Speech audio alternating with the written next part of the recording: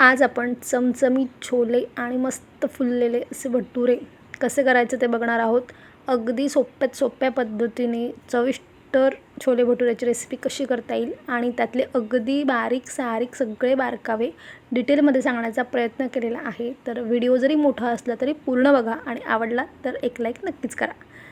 लगेच आपण त्यासाठीचं साहित्य बघून घेऊयात. छोले भटुरे करताना सगळ्यात अगोदर आपण भटुऱ्यासाठीचं कणिक जे मळणार आहोत ते बघून घेऊयात. तर त्यासाठी 2 वाटी मैदा घेतलेला आहे, स्वच्छ चाळून घेतलेला आहे. पाव वाटी बारीक रवा घ्यायचा आहे आणि पाव वाटी गव्हाचं पीठ. तर गव्हाचं पीठ आपण यासाठी घालतोय कारण फक्त मैद्याचं केलेत ना तर अगदी थोडे खाताना चिवटसर वाटू शकतात. गव्हाच्या पिठामुळे भटुऱ्यांचं टेक्स्चर अगदी छान येतं. प्रमाण हे अगदी परफेक्ट असं आहे. पीठ मळायला घेऊयात. तर सोपं प्रमाण आहे अगदी. 2 वाटी मैदा, पाव वाटी रवा आणि पाव वाटी गव्हाचं पीठ. तर सगळं साहित्य आपण बाउलमध्ये घालून घेऊयात. रवा बारीकच घ्यायचा आहे, जाड रवा शक्यतोवर घेऊ नका आणि पाव वाटीपेक्षा जास्तही रवा घालायचा नाही आणि गव्हाचं पीठ देखील पाव वाटीपेक्षा जास्त घालायचं नाही. चवीप्रमाणे मीठ घालून घेऊयात आणि अगदी अर्धा चमचा इथे मी साखर घालून घेते आहे. इथे मी जाड साखर घालते आहे, पिठी साखर घातली तरी देखील चालणार आहे. आणि यात आता अर्धा चमचा बेकिंग पावडर घालून घेते जी आपण केकसाठी वापरतो. सोडा खाण्याचा वापरायचा नाही आहे. जर नसेलच बेकिंग पावडर आणि सोडाच घालणार असाल तर अगदी पाव चमचाला ही कमी घालायचं आहे, फार घालायचं नाही. आता हे सगळं कोरडं साहित्य मिक्स करून घ्यायचं आहे आणि आता आपण दही घालून घेणार आहोत. तर दही पाव वाटीपेक्षाही कमी घातलं तरी चालेल आणि चमचाने म्हणाल तर 3 चमचे मी इथे दही घालून घेते. फार असं दही घालायचं नाही आहे, अगदीच दह्यात पूर्ण भिजवायचं असंही नाही आहे. 2 ते 3 चमचे घातलं तरी पुरेसं होतं. आणि आता आपण दह्यामध्ये जेवढं पीठ ओलवलं जाईल तेवढं घेणार आहोत. आणि पाणी इथे मी साधं वापरलं आहे कारण उन्हाळ्यात जर भटुऱ्यांसाठी पीठ मळणार असेल म्हणजे उन्हाळ्यात ही रेसिपी करणार असाल तर पाणी साधं घ्या. आणि थंडीच्या दिवसात जर भटुऱ्यांसाठी पीठ मळायचं असेल ना तर हलकं कोमट पाणी घ्यायचं, एवढी काळजी आपण घ्यायची. तर दह्यामध्ये जेवढं पीठ ओलवलं जाईल तेवढं ओलवून घेते आहे आणि नंतर यात आपण थोडं साधं पाणी घालत जाऊन पीठ मळून घेणार आहोत. तर पाणी खूप एकाच वेळी भरपूर असं घालायचं नाही आहे, अगदी थोडं पाणी घालत जाऊन पीठ मळून घ्यायचं आहे. छोले भटुरे करताना सगळ्यात अगोदर सुरुवात ही भटुऱ्यांचं पीठ मळण्यापासून करायची आहे कारण आपल्याला हे पीठ फर्मेंट होण्यासाठी ठेवायचं असतं. म्हणजे जेवढं जास्त वेळ तुम्ही हे पीठ ठेवाल ना भटुऱ्यांसाठीचं फर्मेंट होण्यासाठी म्हणजे आंबवण्यासाठी तेवढेच भटुरे अगदी छान टेक्स्चर येतं, फुलतात आणि चवीलाही छान लागतात. तर इथे मी पीठ मळून घेतलेलं आहे आणि फार अगदी घट्ट मळायचं नाही कारण यात रवा आहे आणि रवा हा पाणी शोषून घेतो. तर फार घट्टही नाही आणि अगदीच पातळ देखील असं मध्यम मऊसूत कणिक आपल्याला मळून घ्यायचं आहे. आणि आता याला थोडंसं आपण तेल लावून घेऊयात जेणेकरून कणकेचा वरचा भाग हा कोरडा होणार नाही. तर थोडं तेल लावून याला पुन्हा एकदा अर्धा ते 1 मिनिटभर मळून घ्यायचं आहे आणि नंतर आपण यावर झाकण ठेवून देणार आहोत आणि कमीत कमी 2 तास तरी याला आंबवण्यासाठी ठेवून द्यायचं आहे म्हणजे फर्मेंट होण्यासाठी ठेवून द्यायचं आहे. 2 तास नसेल तुम्हाला जास्त वाटत असतील तासभर तरी ठेवा, पण फर्मेंट होणं अगदी गरजेचं आहे, त्याशिवाय भटुरेचं टेक्स्चर छान येणार नाही. आता इथे मी छोले रात्रभरासाठी भिजत ठेवले होते. एक लहान वाटी छोले घेतले होते आणि ते रात्रभर पाण्यात भिजत ठेवले होते. यात मी सोडा किंवा मीठ असं काहीही घातलं नाही आहे. पुरेसा वेळ दिला ना छोल्यांना भिजायला की अगदी परफेक्ट छोले भिजतात आणि छान भिजले की ते छान शिजतातही. तर कुकरमध्ये छोले शिजवून घेऊयात. आता आपण अगदी सोप्यात सोपी रेसिपी बघतोय तर त्यासाठी छोले कुकरमध्ये घालून घेतलेत. आता बरेच जण यात खडे मसाल्यांची पुरचुंडी करून घालतात, त्याने चवही छान येते. पण ऐन गर्दीच्या वेळेस किंवा घाईच्या वेळेस नाही होत या सगळ्या गोष्टी. त्यासाठी काय करायचं तर बघा, एक लहान तमालपत्र घालते आणि अगदी छोटासा दालचिनीचा तुकडा यात घालून घ्यायचा आहे आणि छोले शिजले ना की आपण हे नंतर काढून घेणार आहोत. घाईच्या वेळेसाठी ही ट्रिक अगदी कामाला येते. यात आता चवीप्रमाणे मीठ घालूयात आणि काहीच घालायचं नाही आहे, एवढं साहित्य पुरेसं होतं. आता आपण कुकरच्या 3 शिट्ट्या करून घेणार आहोत आणि छोले छान छान भिजले असतील ना तर अगदी छान शिजतात. तर इथे 3 शिट्ट्या करून घेतल्या होत्या, कुकरची वाफ निघालेली आहे आणि आपण छोल्याचं टेक्स्चर बघूयात. छोले अगदी मऊ शिजायला हवेत पण त्यांनी आकारही नको सोडायला.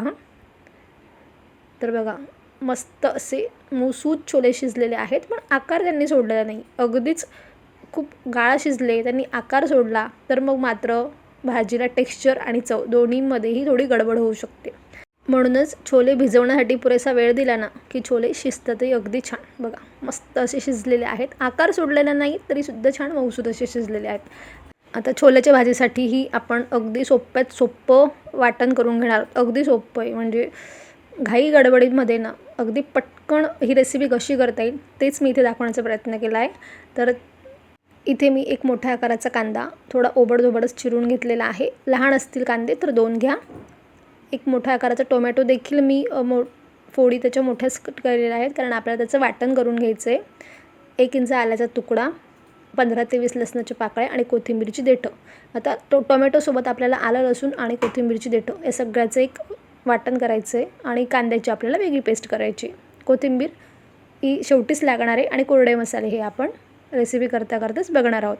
तर आता मी इथे गॅसवर कढई तापवत ठेवलेली आहे आणि इथे मी 3 पळी तेल घालून घेणार आहे. तेल तुम्ही आवडीप्रमाणे थोड्याफार प्रमाणात कमी जास्त करू शकतात.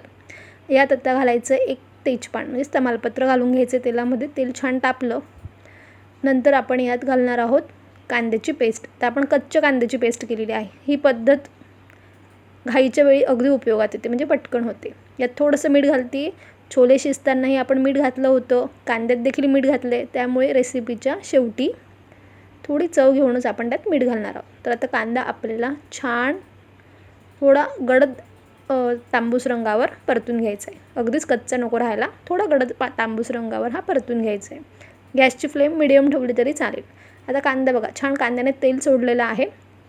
यात आता आपण टोमॅटो, आलं, लसूण आणि कोथिंबीरची देठं या 3 इंची पेस्ट करून घेतली होती. ते देखील कच्चंच होतं, त्यामुळे आता आपण हे देखील छानसं कांद्यासोबत परतून घेणार आहोत. जोवर याचा कच्चेपणा जात नाही तोवर आपल्याला छानसं परतून घ्यायचं आहे. गॅसची फ्लेम मिडियमच ठेवायची आहे, अगदीच लो नको ठेवायला, नाहीतर मग फार वेळ लागू शकतो. आता टोमॅटो आणि कांद्याचा छान रंग बदलेपर्यंत आपण छानसं परतून घेतलेलं आहे. आणि आता बघा परतलेल्या वाटणाला ना छानसं तेल सुटलेलं आहे. यात कोरडे मसाले घालूयात. तर पाव चमचा हिंग घालायचा आहे, त्याने चवही छान येते आणि पचायलाही भाजी हलकी होते. अर्धा चमचा हळद घातली आहे. 1.5 चमचा लाल तिखट घालून घेते. तुम्ही आवडीप्रमाणे कमी जास्त ते करून घेऊ शकता. अगदी अर्धा चमचा घरगुती गरम मसाला जो असेल तो घातला आहे आणि 2 चमचे इथे मी छोले मसाला घातला आहे, जोही तुम्ही कुठल्याही ब्रँडचा तो वापरू शकता.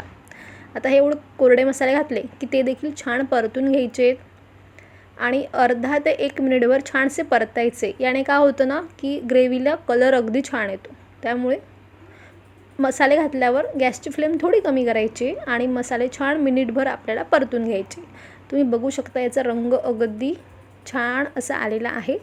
आणि आता यात आपण छोले घालून घेणार आहोत. तर छोले शिजवलेलं पाणी मी अगोदर बाजूला काढून ठेवलेलं आहे आणि छोले घालून घेते. आणि यात ते थोडे छोले मी बाजूला काढून ठेवले होते आणि ते का की आपण पुढे बघणारच आहोत. आता छोले छान यात परतून घ्यायचे वाटणामध्ये. बघा छोले छान शिजलेले आहेत, पण त्यांनी आकार सोडला नाही, त्यामुळे परतवताना देखील छान म्हणजे त्यांचं जे टेक्स्चर आहे ते अगदी छान दिसते. आता यात अगदी थोडीशी कसुरी मेथी घालून घेते, याने चव अगदी छान येते, ऑप्शनल आहे. यात आता छोल्याचं जे पाणी आपण काढून ठेवलं होतं शिजवलेलं ते थोडं थोडं घालायचं आहे. आणि आपल्याला किती दाटसर ग्रेव्ही हवी आहे त्याप्रमाणे पाणी घालत जायचं आहे. इथे मी सगळंच पाणी घालणार आहे, पण सगळंच पाणी एका वेळेला घालायचं नाही आहे. कन्सिस्टन्सी आपल्याला कशी हवी आहे त्याप्रमाणे घालत जायचं आहे. इथे थोडे छोले मी काढून ठेवले होते आणि ते आता आपण चमच्याने मॅश करून घेणार आहोत. हे असे मॅश केलेले छोले ग्रेव्हीत घातले ना तर ग्रेव्हीला थिकनेस छान येतो आणि शिवाय चवही छान येते, म्हणजे ती ग्रेव्ही छान दाटसर होते. अगदीच मिक्सरमधून फिरवायचं नाहीत, अगदीच आपल्याला त्याला मॅश अगदीच ओबडधोबड मॅश करायचं आहे. आता पुन्हा मी उरलेलं सगळं पाणी घालून घेतलेलं आहे. पुन्हा छान परतवून घ्यायचं आहे, कारण मी ते फार अगदीच घट्ट असं मसाला आपण नाही करतो आहे, हलकी ग्रेव्ही आपण ठेवणार आहोत त्यासाठी. आता चवीला थोडं मीठ कमी होतं म्हणून मी यात काळं मीठ घालते आहे. काळं मीठ नक्कीच घाला, काळ्या मिठाने चव खूप छान येते. पुन्हा एकदा मीठ घालून परतवून घेतल्यानंतर आपण यावर झाकण ठेवून देणार आहोत आणि एक 5 ते 7 मिनटं याला कमी आचेवर उकळवू देणार आहोत. फार जास्त उकळवायचं नाही आहे. आता एक 5-7 मिनटानंतर आपण बघूयात तर बघा छान उकळ आलेली आहे आणि वर तरी देखील सुरेख आलेली आहे. पुन्हा भाजी ढवळून घेतोय. आता जरी भाजी आपल्याला थोडी पातळसर वाटत असली ना तरी थंड झाल्यावरती छान दाटसर होईल. यावर अगदी थोडीशी कोथिंबीर घालते. कोथिंबीर घालून देखील पुन्हा एकदा पटकन मिक्स करूयात. आणि आता आपली छोल्याची भाजी तर तयार झाली. आता लगेच आपण भटुऱ्याकडे येऊयात. आता इथे मी बरोबर 2 तास मळलेलं कणिक हे फर्मेंट होण्यासाठी ठेवलं होतं आणि तुम्ही बघू शकता छानसं फुललेलं दिसतंय ते. आता पुन्हा मी त्याला मळून घेते.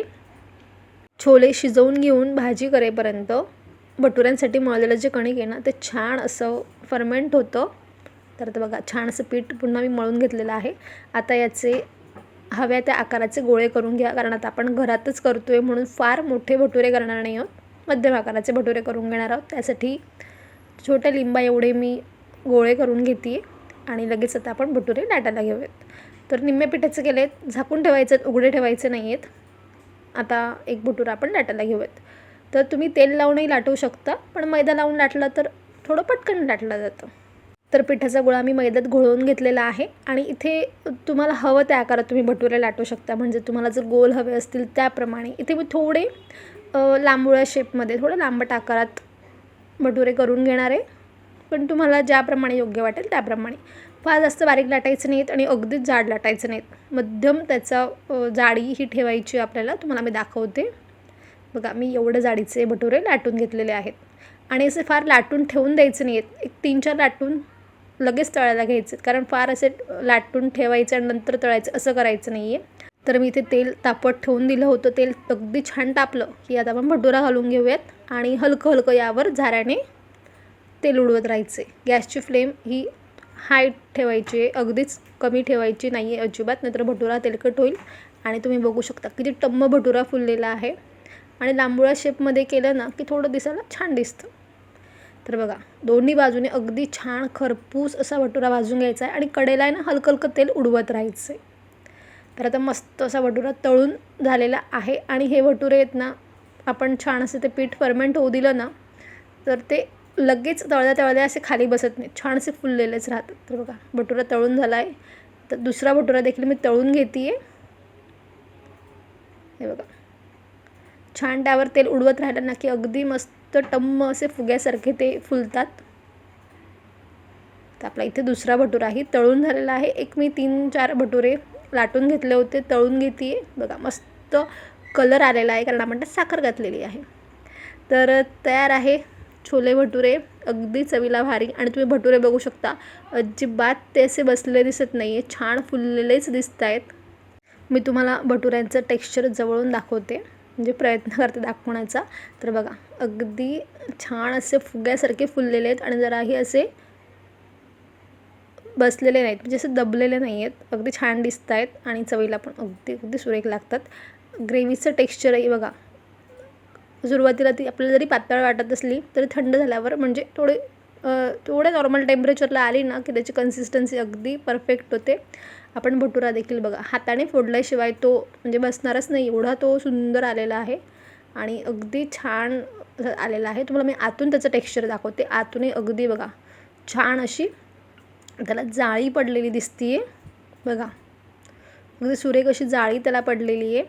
तर तुम्ही नक्कीच ही सोप्यात सोपी रेसिपी छोल्या भटुऱ्यांची ट्राय करून बघा. कशी झाली हे कमेंट्समध्ये जरूर कळवा. रेसिपी आवडली असेल तर पटकन एक लाईक करा आणि जास्तीत जास्त व्हिडिओ शेअर करा.